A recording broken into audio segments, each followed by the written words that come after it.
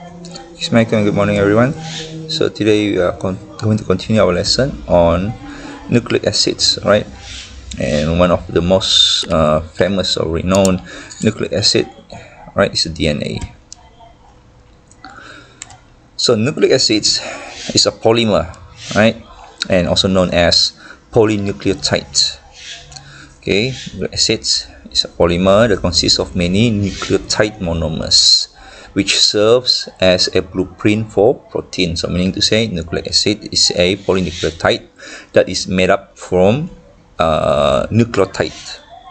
Okay, and these nucleic acids, right, serves as a blueprint for protein. So meaning to say, from nucleic acid we can get protein. Okay, and then through the action of the protein, it is needed for all cellular activities. Okay, so if you're wondering how can we get protein, so it came from nucleic acids or polynucleotides. So there are two types of nucleic acids, all right? Deoxyribonucleic. Okay, students, please mind your spelling here. Deoxyribonucleic acid. Okay, D means removal of an oxygen. So a deoxyribonucleic acid lacks of one oxygen. Right, so two types again: DNA or deoxyribonucleic acid and ribonucleic acid RNA. So these nucleic acids or polynucleotides, right, they are found mainly right inside the nucleus of a cell. Okay, so cells use nucleic acids for information storage and transfer of genetic information. Nucleic acids enable living organisms to reproduce their complex components from one generation to the next. And then other nucleotides that are vital components of energy reactions are adenosine triphosphate. Remember ATP? Okay, that provides energy in cells. So other examples of nucleotides are nicotinamide adenine dinucleotide, NAD plus, right? Nicotinamide adenine dinucleotide, NAD plus. You will come across this later in the respiration chapter, right, in SEM 1. Okay, and another one is flavin adenine dinucleotide, FAD. So both NAD plus and FAD transport electrons in the cellular processes. Okay, fret not, you are going to learn this in detail later on in this semester 1. Now, the nucleic acids, like what I mentioned earlier, right, are made up from nucleotide monomer, right? So this is a nucleotide monomer. Okay, that consists of a phosphate group. You can see this, a phosphate group. Okay, a pentose sugar and a nitrogenous base. So 1, 2, 3. These three items made up one nucleotide monomer. Okay, and since this one nucleotide monomer has only one phosphate group, right, this nucleotide monomer, also known as nucleoside monophosphate. Okay, nucleoside monophosphate. Okay, so now class, one nitrogenous base and one pentose sugar will form a structure known as nucleoside. Okay, nucleoside.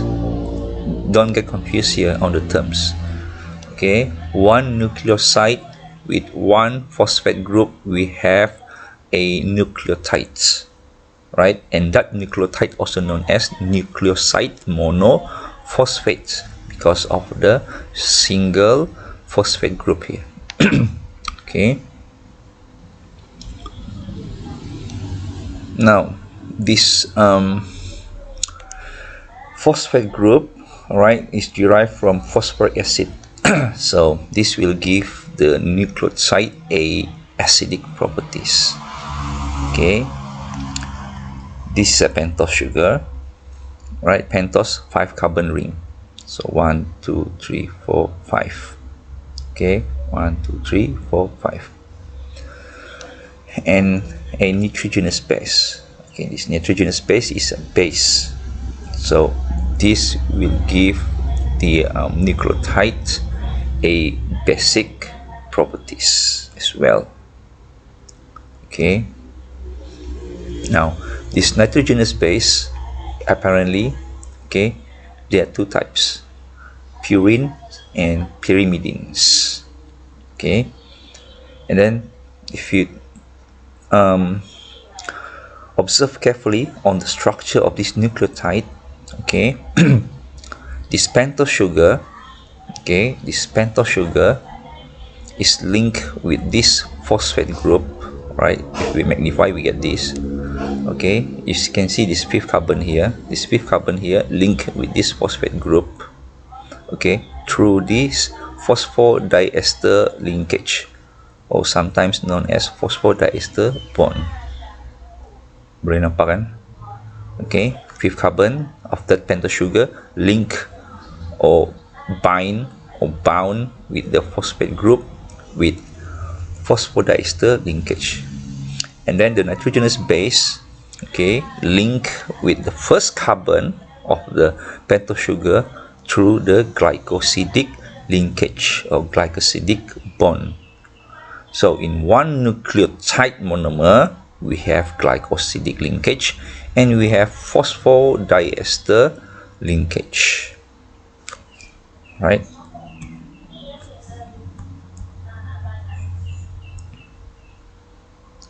So again, a nucleoside, like I've mentioned earlier, this is a nucleoside, includes a nitrogenous base, which can be either purine or pyrimidine, with a 5 carbon sugar. Okay, 5 carbon sugar. So like what I mentioned earlier, okay, one of the many famous nucleotide is ATP. All right, so this is how an ATP look like. Okay, it has adenine as the nitrogenous base. Okay, form a linkage or bond with the 1st carbon of the pentose sugar, okay, through glycosidic linkage, and then on the 5th carbon of the pentose sugar form phosphodiester linkage with 3 phosphate group. So since we have 3 phosphate group here, so the ATP is known as adenosine triophosphate. Okay, sorry, adenosine triphosphate, not trio, adenosine triphosphate, ATP.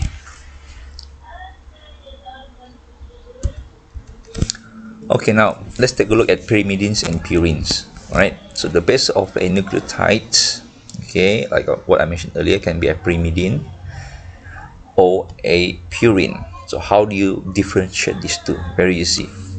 Okay, pyrimidine consists of single ring, okay, while purines has double ring. Okay, you can see double ring here.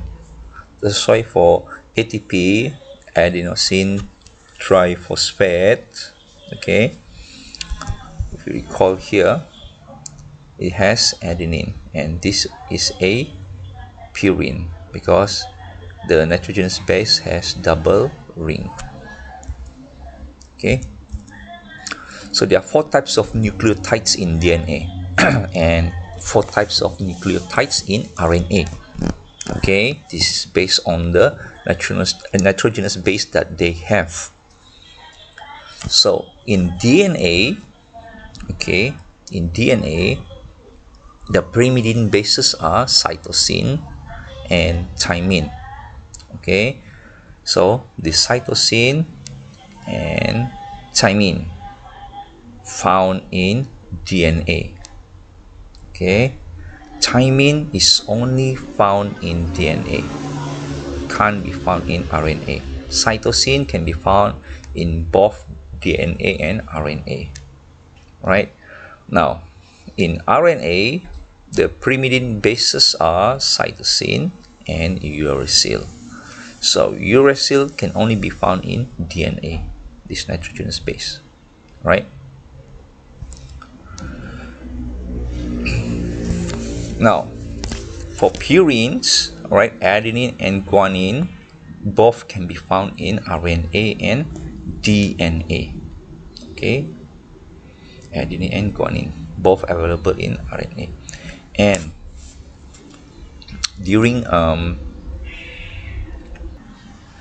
transcription, right, during transcription process, which you will learn later, okay, pairing of nitrogenous bases occurs, right? Pairing of nitrogenous bases occurs.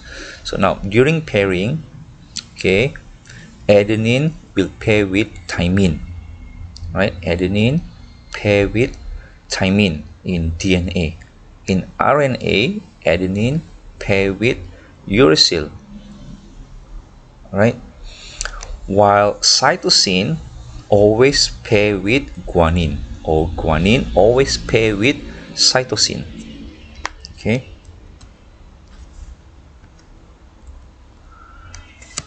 Now, in DNA, the pentose sugar is deoxyribose, like what I mentioned earlier. All right. While in RNA, the pentose sugar is ribose. Okay. Now, deoxyribose, if you look at this diagram here, has the same structure with the ribose, right? Both has 5 carbons, right, and exists in the penta ring, right? The only difference is that the deoxyribose is lack of an oxygen atom at its second carbon. So this is the first carbon and this is the second carbon. Okay, tidak oksigen di sini, hanya ada hydrogen saja in deoxyribose. That's why deoxy, removal of oxygen in the ribose.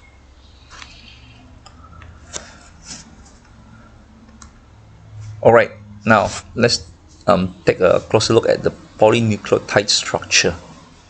Okay, so apparently this is a structure of a polynucleotide. Okay, which consists of the nucleotide monomer. Berapa kan? This is one monomer, one nucleotide monomer. Right, one nucleotide monomer. So a polynucleotide, right? Or a dinucleotide is formed when 2 nucleotides are bound together through condensation, right? Another word for condensation is dehydration, right? So a dinucleotide is a polynucleotide is formed when you have 2 nucleotides, but a polynucleotides, okay, polynucleotides is formed when you have more nucleotides. Okay. Now, in a polynucleotide, right, there is a phosphodiester linkage, which is a type of covalent bond, right? And this phosphodiester linkage is formed between a hydroxyl group, okay, of the pentose sugar, third carbon of the pentose sugar, with the phosphate group of another nucleotide, okay, via dehydration or condensation. Okay, so meaning to say, all right, this is the third carbon, all right, of this particular nucleotides, third carbon of a particular nucleotide. Okay, now the hydroxyl group here of this third carbon will form a phosphodiester linkage with a phosphate group of another nucleotide. Can you see? Ini satu nucleotide, ini satu nucleotide. So phosphodiester linkage tu antara nucleotide yang ini di third carbon tu dengan phosphate group nucleotide yang ini. Alright. So now kita ada dua nucleotide di sini. Dua phosphodiester linkage. One yang ini, okay, between the third carbon of a nucleotide with the phosphate group of another nucleotide, okay, yang ini. Dan satu lagi phosphodiester linkage yang ini di dalam nucleotide itu sendiri, okay, from the phosphate group with the fifth carbon of that particular nucleotide.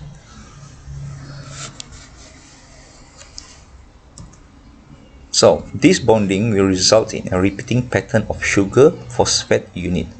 Okay, sugar phosphate unit, sugar phosphate unit, sugar phosphate unit, sugar phosphate unit.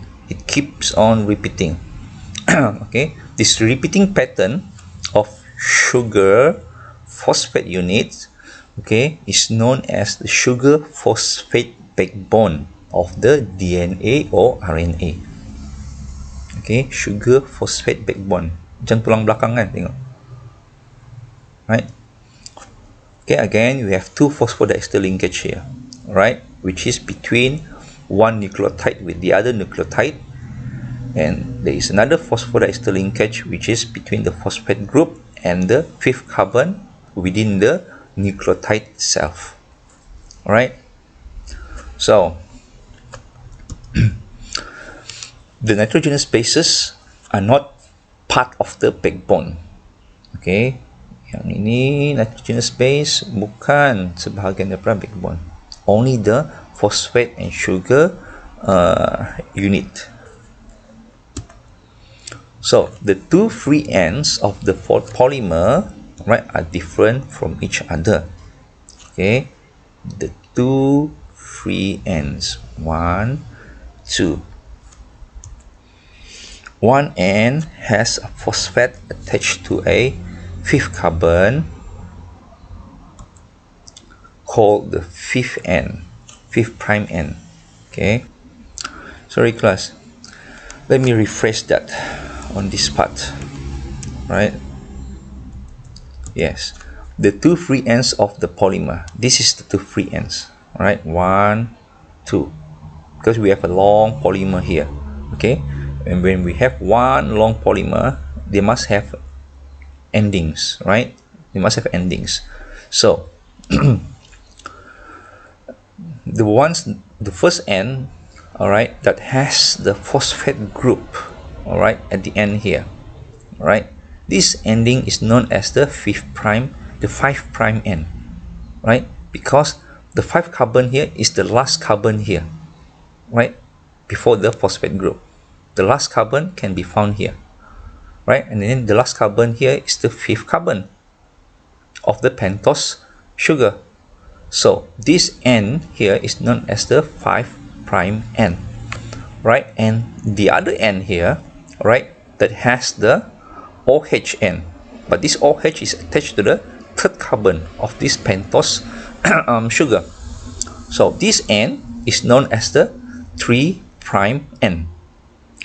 So one polynucleotide must have 3' end and 5' end. Okay,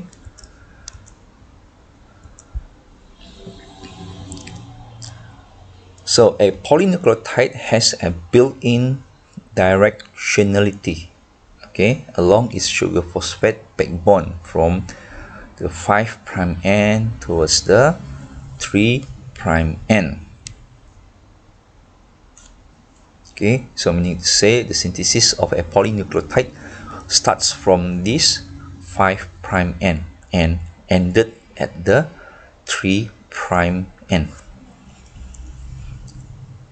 So all along this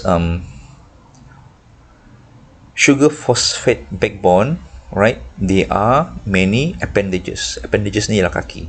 Okay, di sepanjang backbone ini ada appendages. Okay, the nitrogenous bases are the appendages, right? And these appendages are consist of the nitrogenous bases, and these nitrogenous bases, they project to one side. Okay, project to one side of the backbone. So in this diagram here, okay, a closer look of the phosphodiester linkage between one nucleotide with another nucleotides.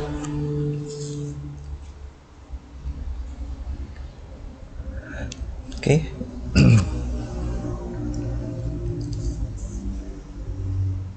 So here you can see the phosphodiester linkage or phosphodiester bond between the third carbon of a pentose sugar with the phosphate group.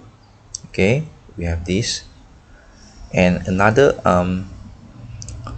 this one, yeah, this is the phosphodiester bond actually. All right, because this is the phosphate group, don't be confused, this is the phosphate group, right?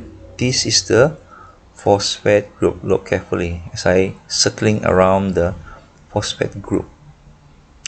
Okay, this phosphate group belongs to this nucleotide. Right, now where is the phosphodiester bond? This is the phosphodiester bond. All right, where the phosphate group, this phosphate group form the phosphodiester bond with the third carbon of this pentose sugar. Right, now there is another phosphodiester bond that I said within the nucleotide itself, right? So this phosphate group form this phosphodiester bond, phosphodiester linkage with the fifth carbon of this pentose sugar. Right, this is the fifth carbon of this pentose sugar that forms the phosphodiester bond with this phosphate group. All right, again I'm circling around the phosphate group.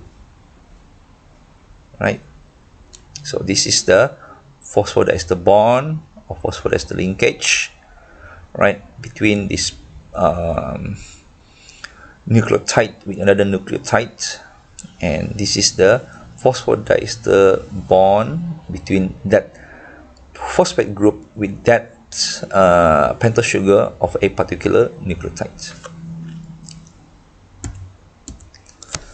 Okay, now base pairing in DNA double helix involves hydrogen bonds that forms between the pairs of the nitrogenous bases. Okay, like what I mentioned earlier, adenine will always pair with thymine. Okay, and guanine always pair with cytosine. Okay, in a DNA. Now, during the pairing of the nitrogenous bases, right, hydrogen bond is formed between the nitrogenous bases. Okay, so now students, you need to know when adenine pairs with thymine, okay, it pairs with two hydrogen bonds, right? Apakah hydrogen bonds ini between the hydrogen with the nitrogen and between the hydrogen with the oxygen. So between adenine and thymine. Now between guanine and cytosine, there are three hydrogen bonds. Boleh nampak di sini. Now, base pairing in a single-strand RNA. Okay, base pairing in a single-strand RNA involves hydrogen bonds that forms between the pairs of nitrogenous bases. So, like what I mentioned earlier, adenine will pair with uracil because uracil only can be found in the RNA. Okay, now when adenine pairs with uracil, it comes with two hydrogen bonds, similar with when adenine pairs with thymine. Guanine pairs with cytosine, we have three hydrogen bonds since we have guanine and cytosine in both RNA and DNA. Okay, now this is a DNA. Right, this is the backbone of the DNA, which is also known as the sugar phosphate backbone, since the DNA consists of many polynucleotides, two polynucleotides that is made up from many nucleotide monomers. So you can see, right, adenine pairs with thymine with two hydrogen bonds, cytosine pairs with guanine with three hydrogen bonds. Okay, so this is the 3' end. You know already, right, why this is known as a 3' end?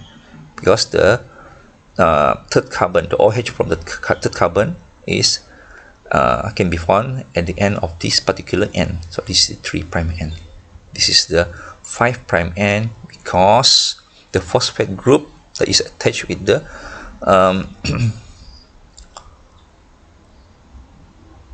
fifth carbon can be found at this end here. All right, Yang ini terbalik tau, daripada yang tadi tu, terbalik. Sini lah fifth carbon. Alright. So the sequence of bases along a DNA or mRNA polymer is unique for each gene and provides very specific information to the cell. Okay.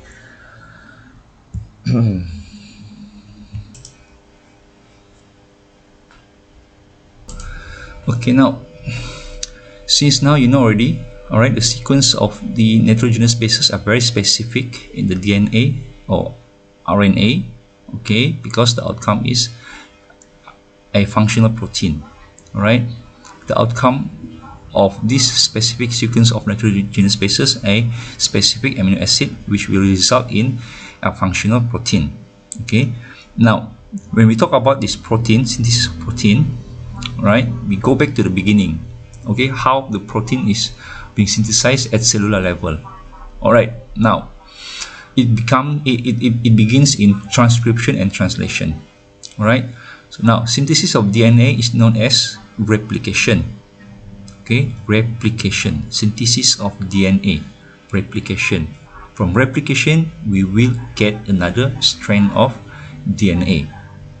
Okay, sorry, yes, another strand of double helix DNA. Alright, from replication. Right, synthesis of RNA is known as transcription. So meaning to say, from replication we will get a double helix DNA. Right, from transcription we will get a strand of RNA. Okay, RNA hanya satu strand saja, DNA double strand. Now replication or transcription occurs before translation. Translation is the synthesis of protein, right, from the transcription, right, or translation, replication. So now we have a diagram here, right, from transcription, okay, we have a polypeptide, or known as protein, from the translation after transcription.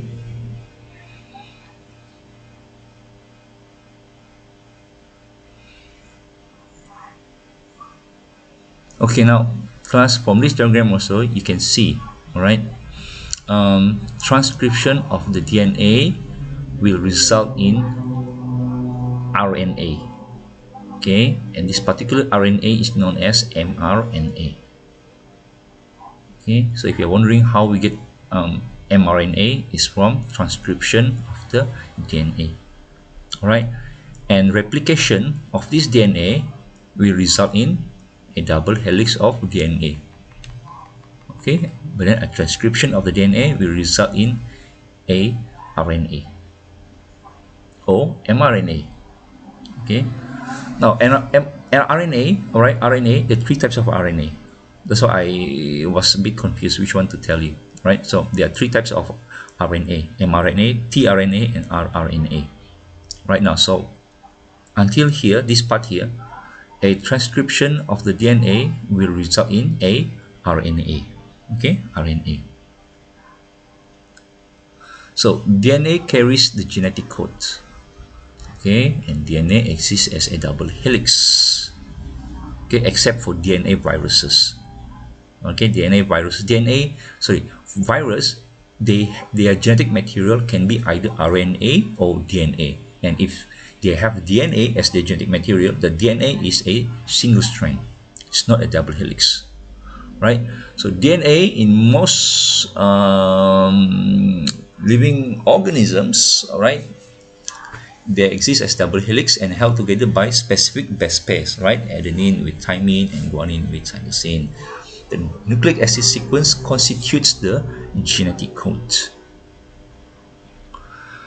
RNA is a transcript of a DNA strand through the transcription process. Right? RNA is made by copying DNA. Now, this transcript is then used as a template to make proteins via translation. Okay, via translation. So you can see the difference between a RNA and DNA. Okay, now let's continue with deoxyribonucleic acid or DNA. Okay.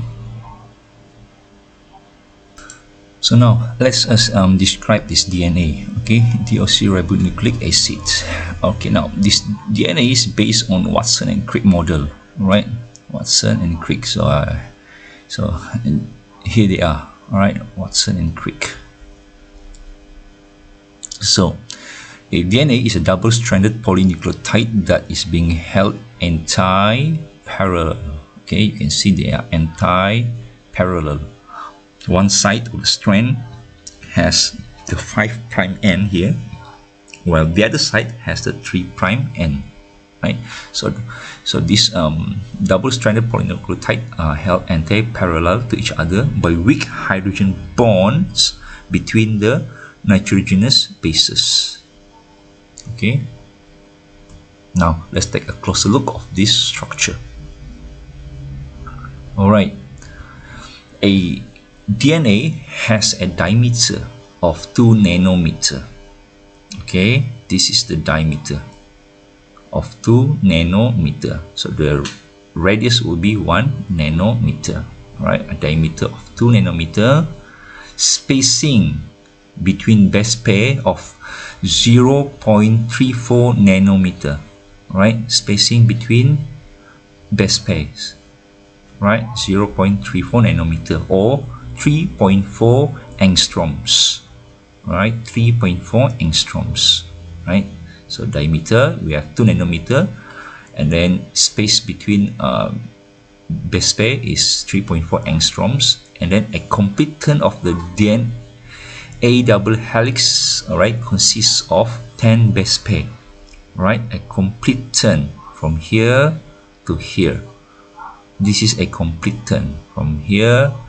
Okay, it starts from here and then it turns all the way until here.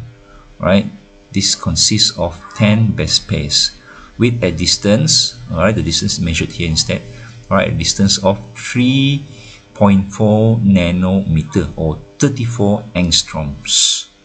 Right, so for every 3.4 nanometer, right, that represent a complete turn of the DNA double helix, it consists of 10 base pair. Okay, so the helix is right-handed, curving up to the right. Okay, you can see from this diagram, this double helix is right-handed, curving up to the right. Right, and both strands are held together by these hydrogen bonds. You can see the dotted lines here. Okay, which are paired in the interior of the double helix.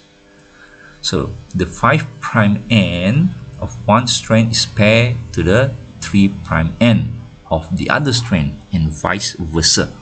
Right, so if this is a 5' end, this should be a 3' end. Right, the linear sequence of the 4 bases can be varied in countless ways. Thus, each gene has a unique base sequence. Right, so meaning to say the arrangements of these nitrogenous bases, okay, are random. Right, though they are random, but they are fixed. Okay, it can't simply be changed. Right, but it does happen. Right, it can be shifted, deleted or added, right, in mutations.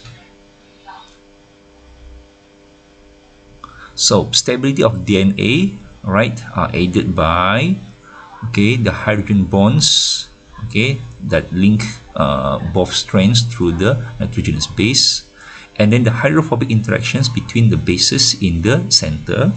Right, we don't only have the hydrogen bonds, but we also have hydrophobic interactions. Right, and then the strong covalent phosphodiester linkage that keep the DNA backbone intact. So these 3 factors, all right, make the DNA stable. And then agreed with the Chagaf's rule, right, that adenine always pairs with thymine with 2 hydrogen bonds, and guanine always pairs with cytosine with 3 hydrogen bonds. Right, so in one DNA, okay, the amount of adenine is equally the same with thymine. The same goes with guanine and cytosine. Mesti sentiasa sama. A sama dengan T, G sama dengan C, right? Or T equals to A, C equals to G. So the ratio of A and G to the T and C is always 1 to 1. Okay, it's always 1 to 1. So you try to do the exercise given, all right, in your module, okay, and then discuss with us, the teachers. Now, after you have done with the exercise, let's continue with RNA, right? RNA. So RNA is a ribonucleic acid. So it's a single polynucleotide chain that is shorter than DNA and consists of mRNA, okay, rRNA, and tRNA. Okay, mRNA is messenger RNA. Please note it's a small m letter here, right? And then rRNA, ribosomal RNA, and tRNA, transfer RNA. So this is a mRNA. Okay, you can see this mRNA here, very similar with the DNA. Okay, this is a ribosome that has the rRNA inside or within the ribosome itself. Dalam sini, right? Dalam sini itu rRNA.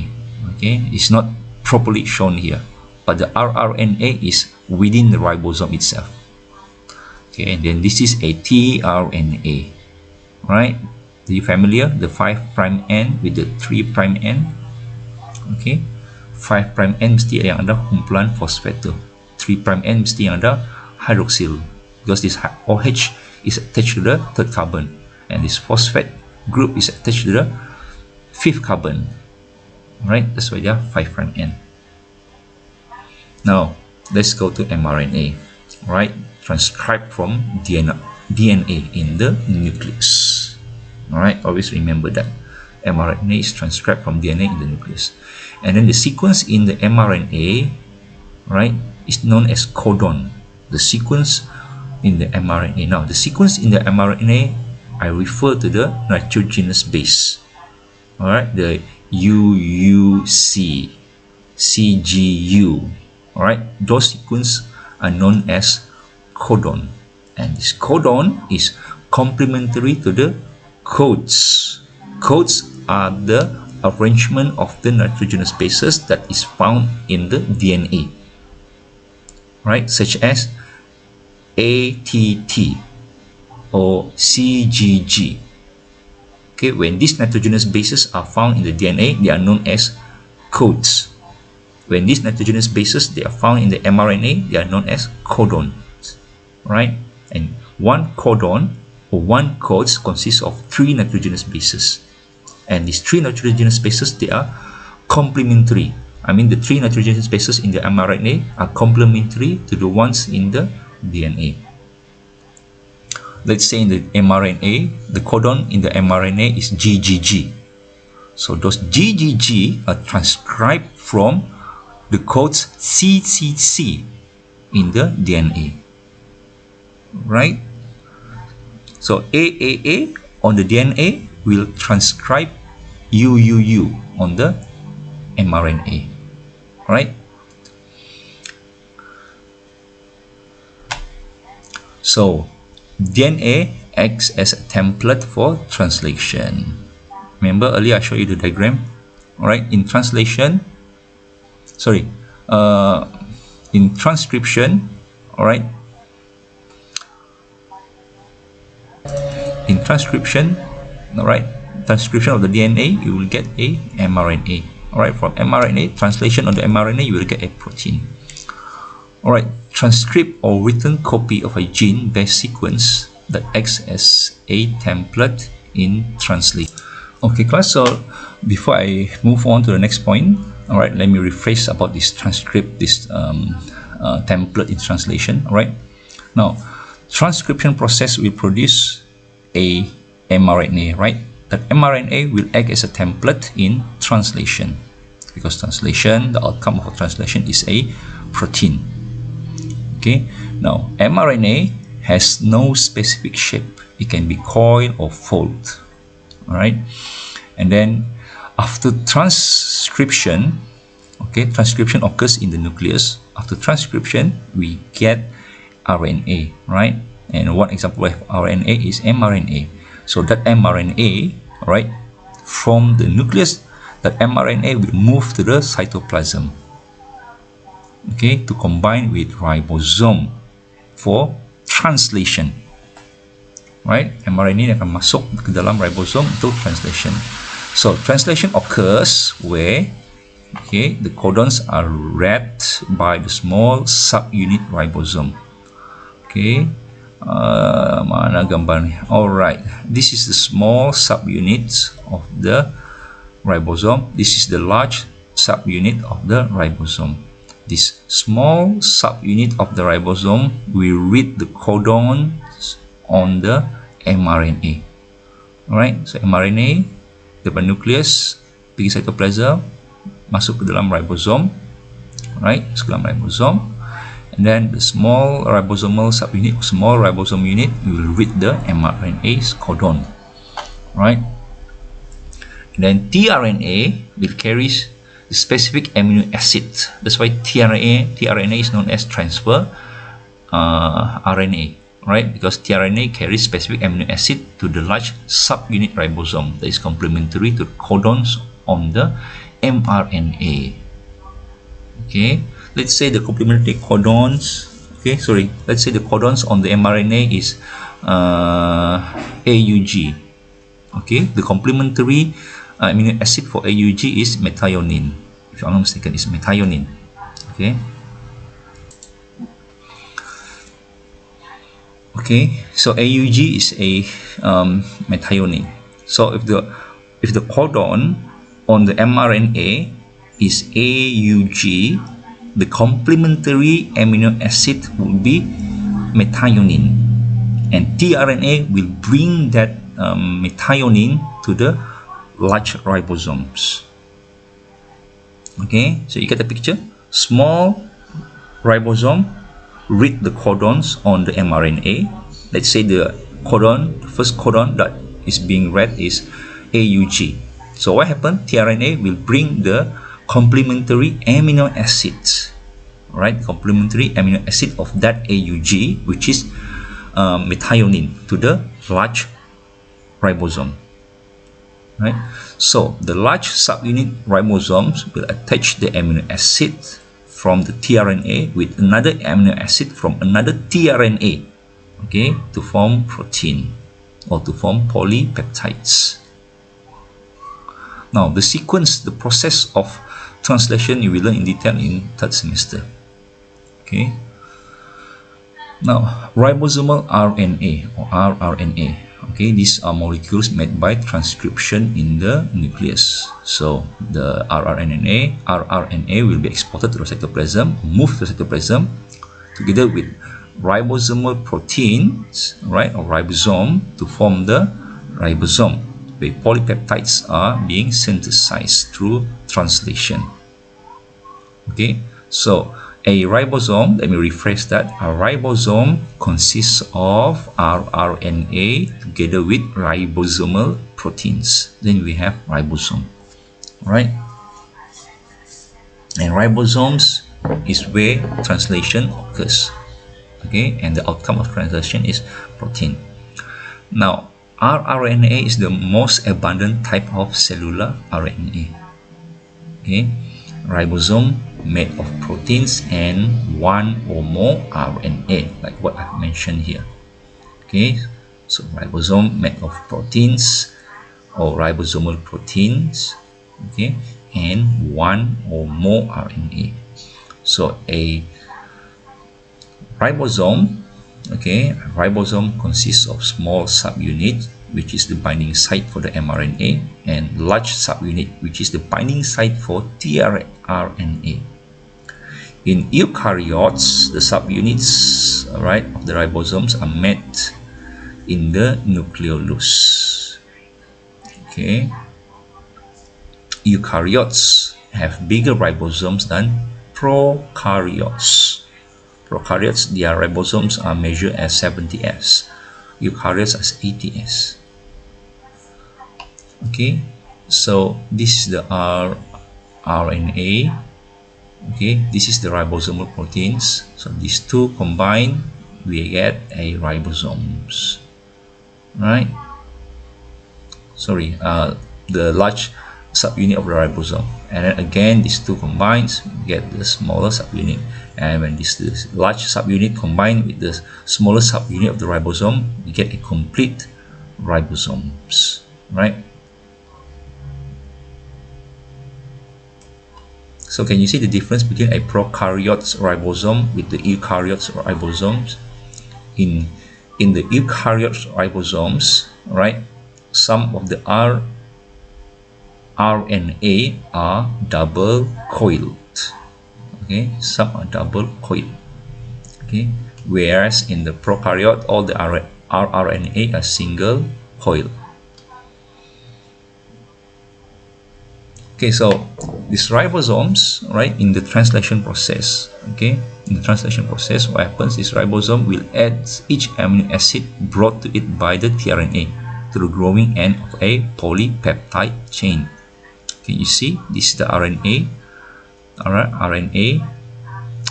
This is the mRNA that enters the ribosome, right? Enters the ribosome, and then you can see the translation occurs on the mRNA. Okay, the small subunit of the ribosome reads the codons, and then this tRNA will bring the complementary amino acid to the large subunit, and then this large subunit ribosome will attach the amino acids from the tRNA to the growing polypeptides of from a previous tRNA. Right, so the sequence of this nitrogenous base on the mRNA is known as the codon, right? And the ones at the bottom or at the base of the tRNA is known as anticodon, and this anticodon always complementary to this codon, right? And this amino acid that this tRNA carries is always complementary to the codons in the mRNA as well. Now, ribosomes has a binding site for mRNA. Okay, so this is the mRNA binding sites, okay, on the small subunits, and 3 binding sites for tRNA, which is in the large subunit of the ribosomes. All right, and these 3 tRNA binding sites are known as EPA. E for exit sites. Okay, P is the P site or peptidyl tRNA binding site, and A is the A site, amino acyl tRNA binding sites. So apparently a new tRNA will enter the A site first. Okay, so the previous tRNA will stay in the P site. So eventually from P site the tRNA will move to the E site, and from the E site the tRNA will exit or leave the ribosomes. So P sites, all right, this P site holds the tRNA that carrying the growing polypeptide chain. Okay, this A site, all right, holds the tRNA that carrying the next amino acid to be added to the polypeptide chain, and this E site is where the tRNA that have delivered the amino acids to the growing polypeptide chain exit the ribosome. Now, the last RNA, which is transfer RNA or tRNA, right? tRNA is a molecule consists of a single RNA strand. Okay, single RNA strand.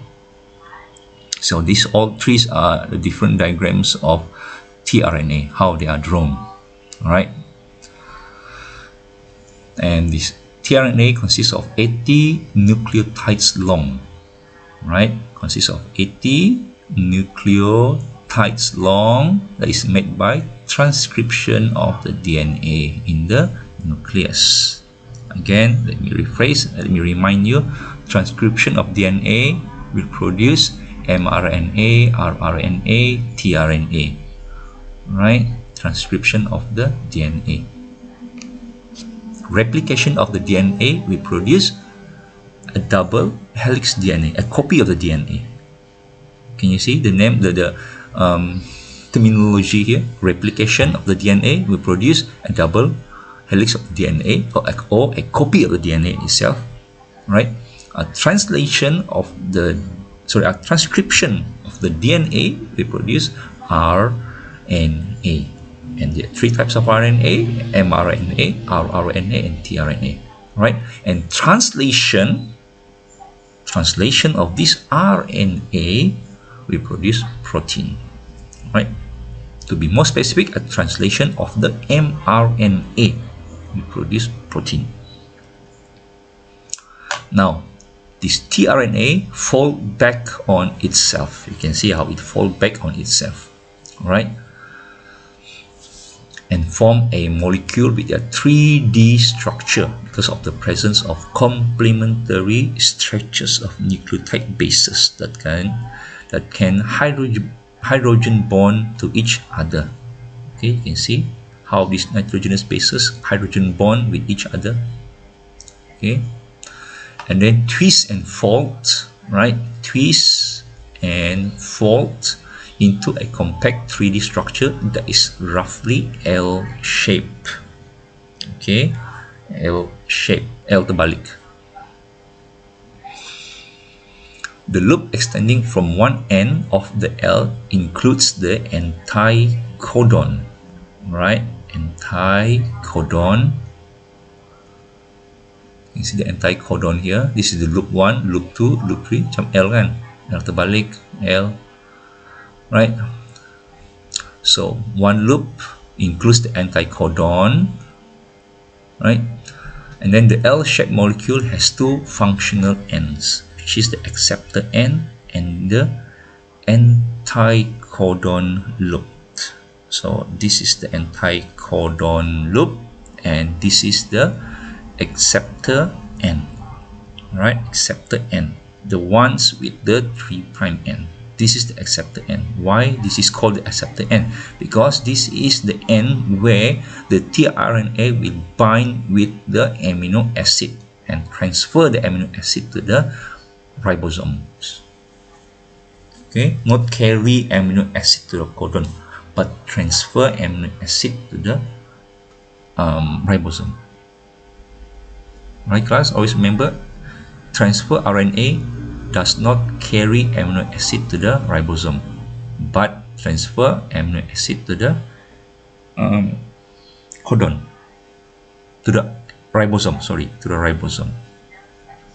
Okay, transfer RNA has 3' and 5' ends, right?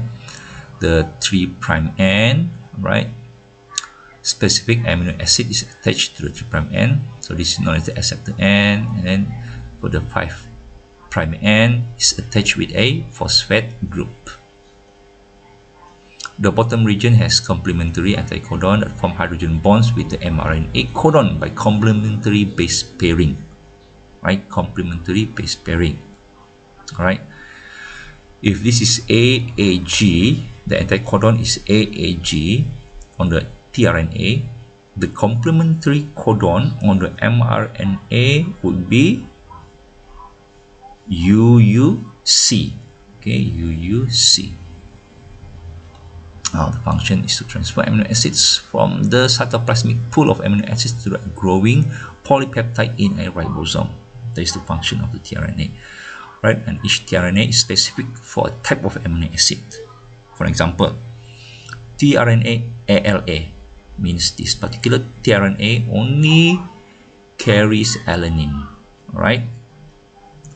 And tRNA MET means this tRNA MET only carries methionine. Okay, and this tRNA MET carries methionine and transfer this methionine to the ribosome. Okay, and then the direction of the translation is from the 3' end towards the 5' end. Okay, now this is a codon table, right? You need to memorize this. Okay, so it's pretty easy.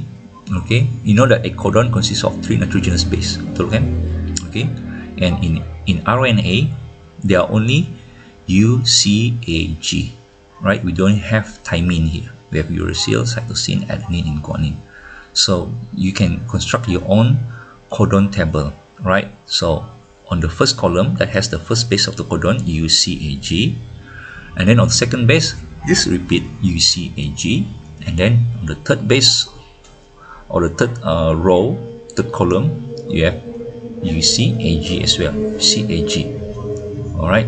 Now, U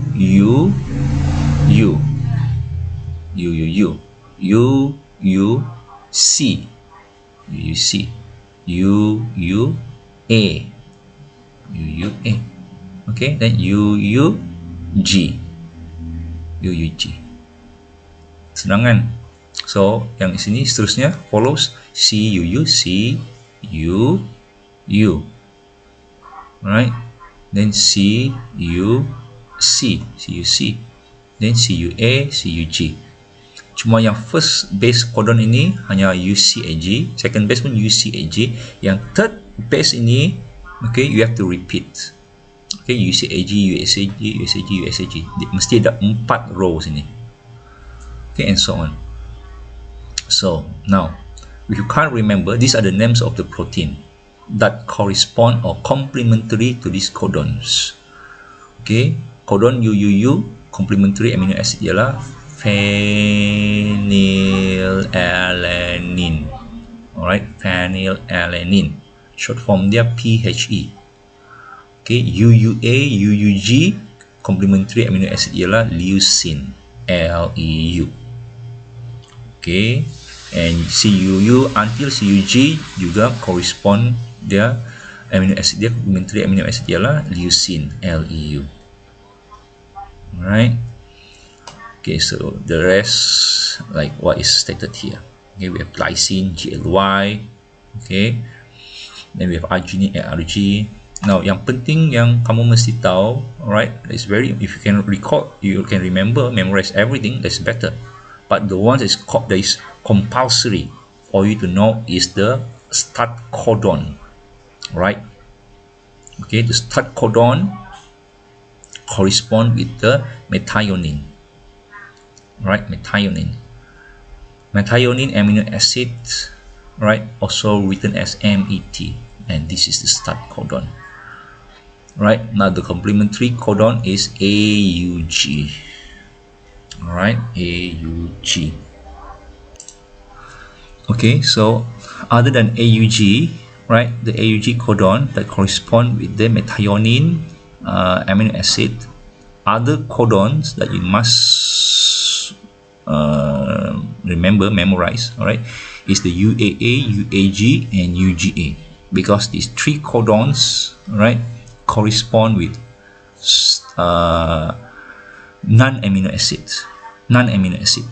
right? Non-amino acid. So these 3 codons also known as the stop codon. Okay, UGA, UAA, UAG. Inilah stop codon. Tiada amino acid correspond. Tiada complementary amino acid. So meaning to say TRNA, right? Yang ada UAA, UAG, UGA ni di base tu, okay? When it reaches the large subunit of the ribosome, dia tidak bawa apa-apa amino acid. Okay, so what happens, alright, when the small subunit of the ribosome read this UAA, UAG, alright, on the mRNA, what happens? Okay, corresponding TRNA tu, dia akan masuk dalam large subunit ribosome tu, and then it will cause the ribosome to be disassembled. So ribosome ikut haluan dia, mRNA ikut haluan dia, TRNA itu ikut haluan dia. Okay, meaning to say UAA, UAG, UGA ni, it will tell the ribosome to stop the translation process. Okay, now you have this table in your module, right? So predict, okay, the genetic codes, okay, on the DNA, the codon on the mRNA, the anticodon on the TRNA, okay, and then the coded amino acids. Okay. Okay, class. Another thing that I think I forgot to mention, the codons at the bottom of the tRNA, they are also known as anti-codons because they are complementary with the codons on the mRNA. Right? The codes on the DNA also known as triple codes. Okay, triple code. So if the triple code is ATT, what is the codon? Okay, you try to figure it out. Okay, and then what is the anti-codon on the tRNA? And for this particular example, there is no coded amino acids. Okay, so you try to figure out how to do this table based on this table. Okay. All right, now the final part for today's lesson, DNA, the differences between DNA and RNA. Alright, so let me recap that. DNA consists of the double strands of polynucleotide, and while the RNA consists of a single strand of polynucleotide. Right, DNA has bigger and longer molecules, while the RNA has smaller and shorter molecules. DNA has double-stranded with base pairing, while RNA has single-stranded without base pairing. Okay, there is no base pairing in RNA. Okay, the bases found on DNA are A, G, T, C. Alright, adenine, guanine, thymine, and cytosine, while the bases found on RNA are adenine, guanine, uracil, and cytosine. Okay, DNA has deoxyribose pentasugar, while RNA has ribose pentasugar. DNA has double helix, while RNA has single strand structure. And then in DNA, the ratio of AG to CT is 1:1, while the ratio of AG to CU is not equivalent to 1:1 in RNA. Okay, bye.